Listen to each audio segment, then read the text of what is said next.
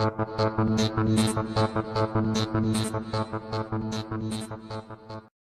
بالله من الشيطان الرجيم. بسم الله الرحمن الرحيم. الحمد لله رب العالمين. ولا حول ولا قوة إلا بالله العلي العظيم. But we are not a people who look solely at the ends, we also look at the means by which those ends are achieved. We have to be able to understand that the pathway by which we seek our objectives are just as important as those objectives that we seek to have. But our inability to contextualize this tradition puts us in a place where we see Muslims on a daily basis engaging in actions that are most antithetical to the fundamental values of our tradition. We are a people who espouse sabr, we espouse patience, we pursue justice and the understanding that it is adl. And adl is not just about let me go and get mine, but it is derived from the same word, the adl, which means equilibrium. We are seeking to bring people back to where things are in the middle. We are not people who are on one extreme or who are on the other. We are people who espouse ihsan, we espouse excellence. We do what we can to the best of our ability, and we understand this thing of ihsan is something that denotes that we live in such a way that although we cannot see the divine, we understand that He can see us. And if we have this frame of mind that is so God-centric, we would not be able to ever justify the violation of any rights that people have over us. We are people who respect and honor the universality that exists amongst us, not because of any specific ethnicity or culture that we adhere to, but we adhere to the fact that we are part of a race that is the human race, and that is something that allows for us to look past any socially constructed difference and just give a deep value to that which is human life. That when the Prophet ﷺ tells us that you will not enter paradise until you believe, and you will not believe until you love for your brother what you love for yourself, the key word that we have to understand here in this hadith that is setting a condition for our entrance into paradise is brother. Imam Nawawi rahimahullah, when he defines this word, that same Imam whose arba'een we study day in and day out, and all of us, despite our ideological or theological characteristics, still value and respect this man. He says that word brother is in reference to the son, the children of Adam. It is not in reference only to Muslims, it is not in reference only to those who follow Islam, but when the Prophet ﷺ is using this word akh, he is using it in reference to Ibn Adam. And there is a certain value that is there in appreciating the fact that we are human. And the Prophet ﷺ demonstrates this to us over and over, where he is not seeking to be made restitute at the expense of somebody else's rights. And we want to think about this because in the coming week, this country, our communities, we are going to be honoring the legacy of a man whose notoriety is based off of principles of nonviolence in pursuit of social justice. A man by the name of Martin Luther King Jr. who has made a name for himself that has transcended most communities, and people commemorate that which he did because he was not a person who sought physical and aggressive means to get that which he wanted for his people, but he sought to do so through a philosophy that was nonviolent in nature. He did not say that take up your arms. He did not say that go and cast any kind of atrocity upon innocence. He did not say that go and harm any individual. And we need to conceptualize what this actually means for us today. People in our community who are the children of immigrants, South Asians and Arabs and Indonesians and people from all over the world, people who are indigenous to this land, Caucasians and Latinos and Hispanics and African Americans, each and every one of them on the coming week will be going out and serving the community in the legacy of this man. Why is it that we remember him? Why is it that so many people from so many different backgrounds honor his memory? He was a person that was able to change society, and he did so with the benefit of society as being his primary objective.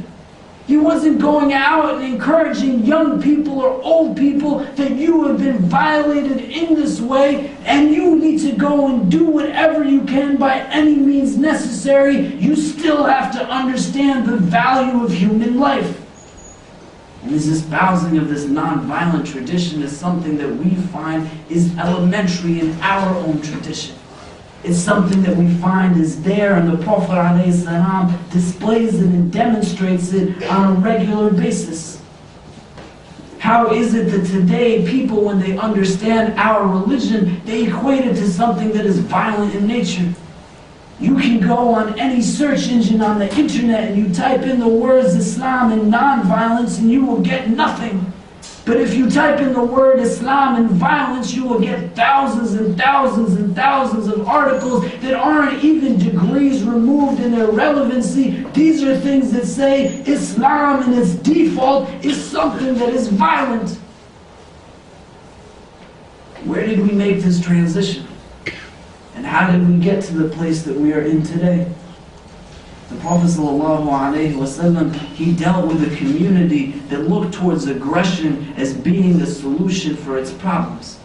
We all know the tradition when the Prophet ﷺ, in the days before he receives revelation, finds himself in the situation where the people of Mecca, they are arguing amongst themselves because the Kaaba is being reconstructed, and the chieftains of the tribe, they are arguing as to who will put the black stone back in its place. Each and every chieftain wants to have the honor of this. Each and every one says that if it is not my tribe that puts the stone back, we will have bloodshed, we will have violence.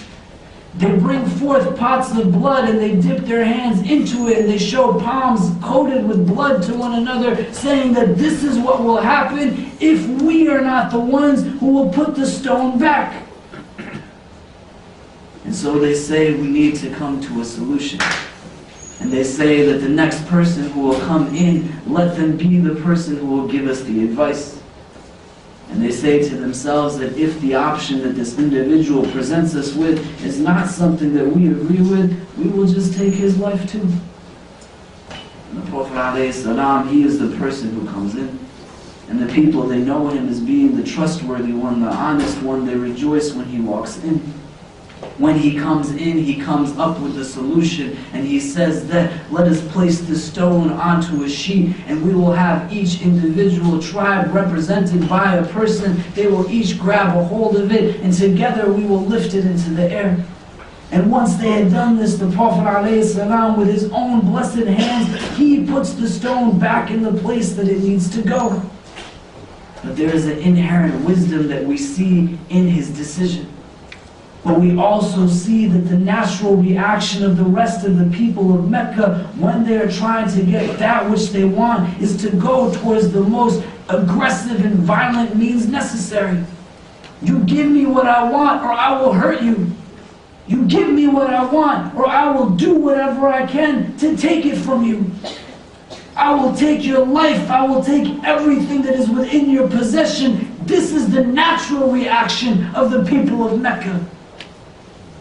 The Prophet ﷺ being sent as rahmatan lil alameen, not rahmatan lil muslimin, but a mercy for all of the world, not just one single people or one single set of individuals or a society. He thinks before he acts. He does not let his aggression, he does not let his sense of retribution, he does not let any kind of sense of self-interest dictate the way he will set precedent for these people in terms of how they should respond when emotions are high. We have to begin to do the same thing. The means they justify the ends. We can't just say that because we are seeking to attain something that all bets are off in the process of how we get to it. And there has to be a consistent reminder of that which is fundamental within our tradition. Mercy is there and we have left it behind. The first hadith that many of us are taught in any majlis is the hadith of rahmah, the tradition of mercy. Ar-Rahimuna yarhamukum ar-Rahman, irham man fil ard yarhamkum man fis sama. That the merciful one is merciful to those who are merciful, be merciful on the earth. The one who is in the heavens will be merciful to you. But we don't think in this way. And we do whatever we can, lashing out in anger, lashing out in rage, doing whatever we can, saying that I need to get mine. And that's not the way it works. Martin Luther King Jr., the man whose legacy will be celebrated next week, he says that nonviolence demands that the means is as pure as the ends that we seek. And the Prophet ﷺ, he tells us, إِنَّمَا الْأَعْمَالُ بِالنِّيَّاتِ, that indeed actions, they are because of their intentions. We can't say that just because we want to do something, we will justify it in any way possible. There has to be a rhetoric that understands that peace is fundamental to this tradition of Islam. And today we have people who are espousing opinions that say that you and I, because we live in this country, we are considered collateral damage if there's any attacks on us. And we sit back and let that be the dominant understanding of our tradition. The Prophet ﷺ, he was a man of mercy. He was a man of compassion. He was a man of understanding. He was a man who knew how to engage with people. He was a man who understood the rights that people have over him. And he was a person who did not seek to say that you have dishonored my rights, so I will justify dishonoring yours. That's not the way that it would work. Those of us who come from the Indian subcontinent, we find our tradition rooted in that area. How do we get away from British rule? Gandhi did not say that go and take up your arms. But just like Martin Luther King, he didn't say that the means is something that is separate from the ends. But he says that the means, it should be likened to a seed, and the ends to a tree. And if we're not careful about what we're planting, we're going to yield what we yield. And people, they will understand us to be what they understand us to be. You and I, we might not espouse that rhetoric which is violent in nature, but we also can't take a passive approach to dealing with the situation that we're in. When you have the opportunity to go out and be a means by which someone's pain or someone's trial is alleviated, don't hesitate in helping those individuals. The Prophet ﷺ stood into the late hours of the night praying to Allah Azza wa Jal, tears dropping from his blessed face as his legs became swollen and swollen. Why was he doing this? What was the reason behind it? This man who was forgiven, this man who was masoom, this man who arguably the entire world and everything in it was created for his coming. Did he ever say to somebody that you hurt me? Did he ever say to somebody that you owe me something? But he just kept giving of himself over and over and over. The Prophet ﷺ was a man of mercy. And we as individuals who claim to follow in his legacy, we should be those individuals who uphold that legacy as well. Why is Muhammad ibn Abdullah alayhi salam's name not mentioned as much as a Gandhi or a Martin Luther King Jr.? Why is it that we are able to celebrate days and weeks and legacies of these men who most definitely need to be recognized, but our beloved alayhi salam was a person who sought to teach people who had no understanding of rahmah what it actually meant, and people don't know him as this. What are we doing? How are we allowing for that narrative to be taught? And it's not just explicitly, but it's implicitly in our decisions and in our actions. No one will think you're merciful if you put yourself before them. No one will think you're merciful if you raise your hand against them, if you scream against them, if you abuse them in a verbal way, a physical way, in any of these ways. Let mercy be your catalyst. Justice is not equated to me saying, I need to get that which is owed to me. That's not justice.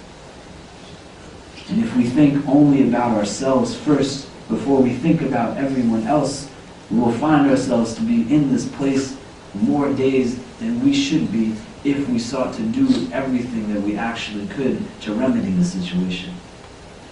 Think about what you do for the sake of Islam. Think about what you do individually to better the conceptions and the images that people have over us. And even if you don't do anything that is wrong, if you're not going out and doing things that are right, we are still not benefiting from you in the ways that we can. May Allah subhanahu wa ta'ala guide us and protect us.